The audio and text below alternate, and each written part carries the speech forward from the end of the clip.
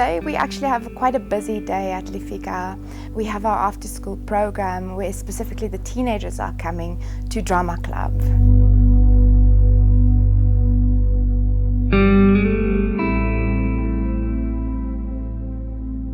The children arrive after school, and we also run a nutrition program, and this is where they come and they eat a meal before the session. They then enter the session with our trained community art counselor, and after the session we give them another meal and some fruit and juice. This is part of this whole philosophy that you can't counsel a hungry child.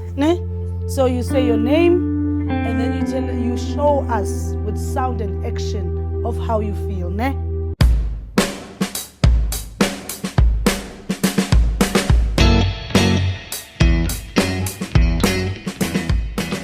Lefika La Phodiso is a community art counselling centre. We train people in community art counselling, and this is a very unique profession. Say I put here, then I leave this space so that it can breathe. The way that you can describe it is more as a lay counselling using art within group work.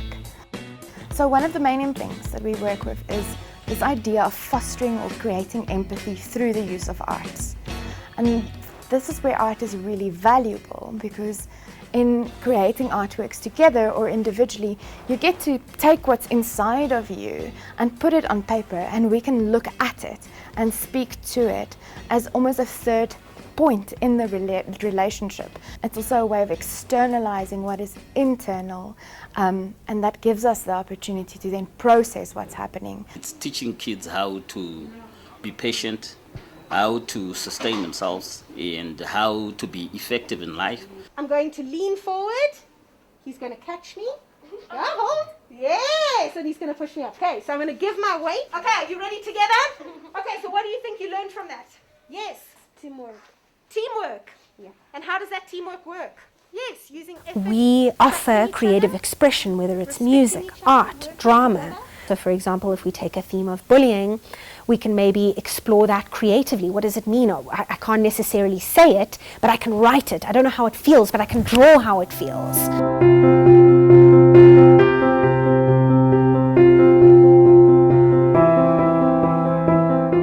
I like to express my emotions through art. So yeah, and that's kind of like a relief when I kind of like had a fight with someone. The reason why I actually love painting is because it's one of the ways I get my peace.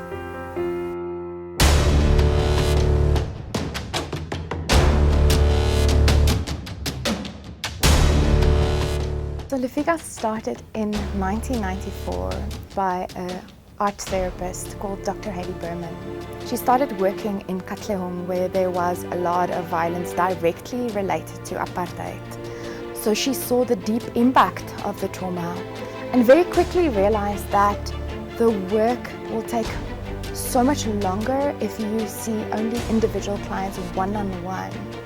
And through this, she created this form that we now call community art counselling, to offer access to mental health training to educators, community artists, social workers, anyone who's in the community, to be able to offer the services.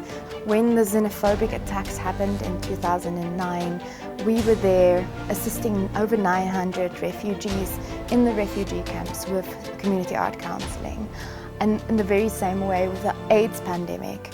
And at the moment we are working with the COVID pandemic.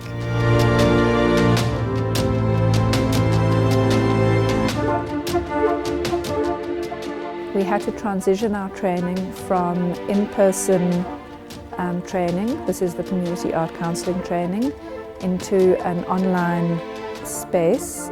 Everybody in South Africa now has an opportunity to participate in the training, whereas before, when it was physical training, you had to live in Johannesburg.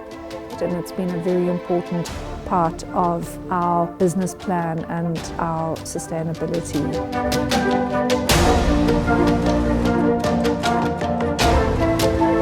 Our training is accredited through the Health and Welfare SETA on an NQF level 5.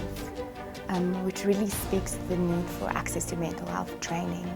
And this training is over 8 months normally. The first part is the online component with weekly Zoom group meetings. And once that's completed, you can choose whether to proceed with accreditation, which involves many hours of group work, being in supervision and being formally assessed and moderated. I started doing counseling through art. I saw how the kids react to the material, and I wanted to also take that journey with them because I felt like it speaks to me. And the journey was so amazing. Like, they don't just train you to be a facilitator, but they put you into an experience of being a participant. We have 8 modules, starting with an introduction to community art counselling, then basic counselling skills. Module 3, we look at psychoanalytical methods. Module 4 is group work, then we move into trauma, visual research and social justice. After that, we go into social entrepreneurship and creative leadership, and we end with the modules that is around grief and endings. Our training is facilitated by a group of professional mental health specialists. This includes our trained community art counsellors, arts therapists, educators, child protection specialists, and more. Our target market with the training is current community workers, teachers, psychologists, occupational therapists, social workers, artists, and anybody with an interest in art, working with groups and healing. I got to unpack things that were with me and I was not aware that they were with me. For instance, the loss of my mother. I only figured it out on the Lefika training that I haven't dealt with it.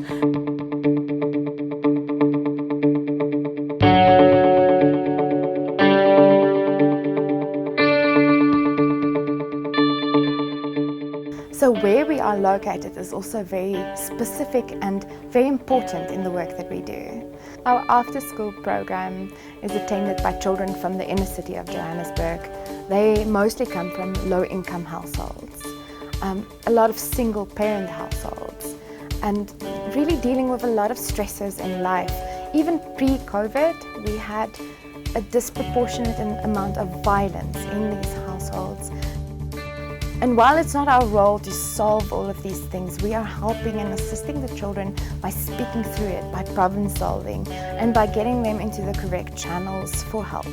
So a big part of the work is referring children to other services. The Children's Memorial Institute is an old children's hospital. It is based on the edge of Braamfontein. In this building, there are almost 22 children's charities, really just focusing on work with children. And it's a very important resource in the inner city. In the partnerships that we have here, we are able to address many of the challenges that the children in the inner city are facing.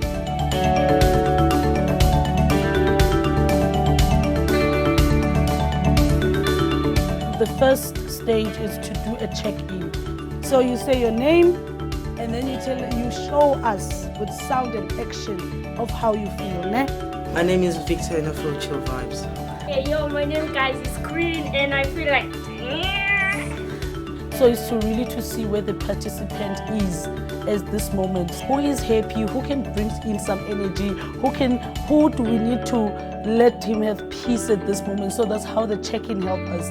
And then I do the calendar. So how many days you said we have left? 7 days, ne? Therapeutically, you need to do the endings, the beginning, and all those things. And the calendar helps us to process our endings before we literally end, so they know that this is how much time we have together. I'm going to quickly go through the rules, ne? Number 1, respect one another. Because if there are no boundaries, many things can happen. They'll beat each other. The other kids won't feel safe to be here. So, and we're trying to make the space a space that is safe enough. And those rules, I allow the participants to create them so that they'll be held accountable for the and then we go to a warm-up. That will get us up and ready for the main activity. The question is, which do you think is the best love story? And the activities that we do, they come from the kids, because if like this week I'm in a session and the pressing topic we're speaking about is love, next week our theme will be love, and we do a story sometimes about love, sometimes we have discussions about love, sometimes we create art about love. So this was scene 1, so we need to go to scene 2. After the main activity, we do a discussion. We call it a discussion. So that's where we plan that our next session, what we're going to do, and speak about the activity that we did today, and then we do a checkout. So I just wanted to ask a question. Is there someone who has a comment? Yes, Tula. As facilitators, most of us are qualified as counselors and as therapists. So we providing a safe space. We are being containers in the session, and we sort of good at observing and seeing where the child is lacking and where the child is not lacking, and this child has confidence or doesn't have confidence, how can we assist? And you take the child aside and offer us the safe space to say there's someone you can talk to. But if then I can see that this is more than what is happening right now at the moment, I then refer. So the idea is to work with something called the low-cost clinic here, offering those children a safe space to explore their emotions, and in the group settings to safely explore those emotions relationally with others. I've been depressed since I was a young kid. I was always sad and lonely. I had no one. All the friends I had were fake. But then I realized, at the age of 14, like right now, I realized I wasn't much open to them. So that's why they wouldn't be open with me. So yeah, since I've been entering this therapy sessions with Darren, he taught me to be much of an open book so that people can learn how to cooperate with me. Then I won't actually feel lonely. A lot of what happens at home is so normalized that how do you know that it's not normal? How do you know that it's abuse, emotional or physical? In a supervision session, community art counselors will get an opportunity to debrief about their work. So really to speak through what they experienced, what they heard, and what they're still holding onto, the difficult parts. The one mentioned that the other one was a bully, and when we walked out of the group setting, they were together, and you just don't know how to manage which one do I protect, because we don't feel necessarily alone, that we can raise what we're experiencing, or sometimes a group can be difficult. You know, something's happened in a group, or a child has cried, or there's been difficulties within the group, and it's a safe space to be able to process that work appropriately.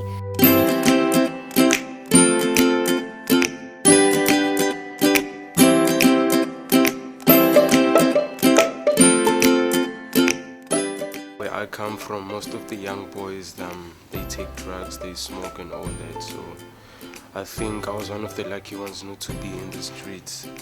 I learned that no matter what people say to me, I must not listen to them, because they told me that if they are bullying you, do not let them bully you. And when I started acting, I became confident. It is a space that children have come to trust, to know is here for them, is a space that nurtures their creativity, that nurtures their individuality, that is supportive. I've changed because I don't want to be staying in the street and smoking drugs and doing those stuff. I personally feel like it would be the ideal world if we can have an after-school program and a training in every area. And I really believe that we can make a bigger impact if we replicate this program throughout the country, and hopefully one day throughout the whole world.